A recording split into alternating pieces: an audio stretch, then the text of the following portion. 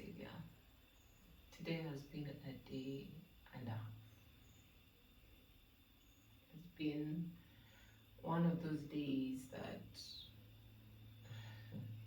I I don't even know how to describe it. This is Jackie Musemeki Hukuru, aka JMK, and welcome to Real Talk. Today, the whole day, I was from last night actually. I was listening to this song and I was telling God, forgive me, by the way, in this particular Real Talk. I just hope I don't break down because it's been a tough day. It's been a really, really tough day. And I was just telling God, pass me not, O gentle Savior, hear my humble cry. Because I don't know what hit me last night. And today, I couldn't even go to the shop. I just wanted to just coil in my bed and just be on my own. I didn't want to be around people. Ah, my goodness. Grieving is hard, guys. Grieving is really, really hard. And it hadn't really I hadn't cried since my mom died. I hadn't cried. But last night and today, oh my God.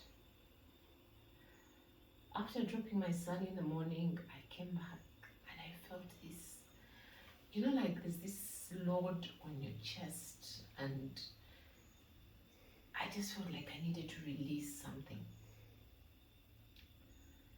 And I just started crying, and I just started crying. And I was like, Mommy, oh my goodness, I miss you. I miss you so much. And I walked to the grave, and I just started crying. I started crying from there, And the sad bit of death is that it's gone, it's done. It's like it's not a joke. She's not gonna come back. It's real. Those daily phone calls I used to get, those daily encouragements. She was such an involved mother, grandmother. She was involved in everybody's life. My goodness.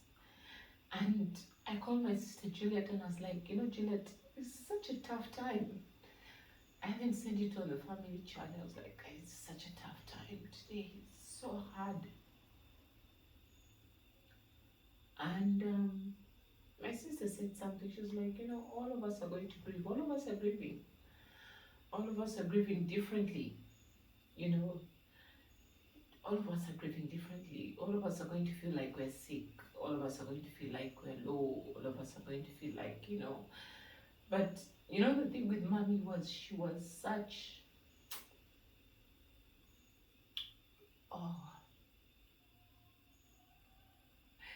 She was such an involving woman. She was so involved in all our lives. And you could not ignore her. There's no way you could ignore who she was and what she was. And even to the people who are not like her children or her grandchildren, just people who used to go to her house, she was amazing. She was an amazing woman that you sit down and think and say, oh my goodness, this person is not coming back. And then I sit down and think about Daddy.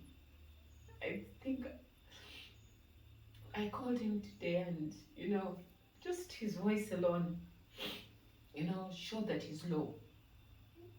And I think about him, I say, for me, I spent 50. Okay, did not reach 50. She did not even manage to, celebrate my 50 years and her husband's 90 years. But he knew her for 68 years. From the time he fell in love with her, that story he talked about in church, that was 68 years ago. How is he feeling if I am feeling this way? This is a woman he used to spend in bed every single night. It's just something that I cannot imagine that he's going through. And for me, it breaks my heart. Seriously, it breaks my heart. It hadn't yet hit me properly. It hit me today. And my sister said it's like a wave. It's going to continue coming like a wave. It's not going to come once. It's going to come like you won't know it, and it will hit you. It will hit you. And then with time, as the years pass by, then you will feel like, you're feeling better. And it's not that she's gone. People say that they've lost their mothers maybe 5 years ago, and still they feel, like that wave comes in. And I said, oh God, just don't leave my side. Because you're the one person who will never leave me, nor forsake me. You're the one person who will always be there for me. Always. And you're the one person who will always comfort me. And I just look up to him. And that's why I was saying, pass me not, O gentle Savior. Hear my humble cry, because I just want him. He knows, of course. He knows what I'm going through. He knows what we're all going through. He knows everybody that she was close to is going through. But today has been one of my roughest times. I've never gone through this kind of pain, that even if you try to laugh with others, even if you try to, whatever others, and make things seem like everything is simple and whatever, the pain is still there. And when I told my son that, today I'm going to talk about the grieving, and he's also sentimental like me, and I can see from his face that he's feeling bad, but yeah, that was grandma. And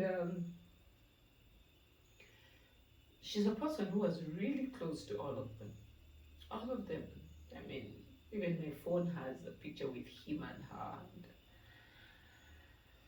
And, ooh, it is tough. But the most comforting thing of it all is that we're all going to join her for as long as we know that we have Christ within us.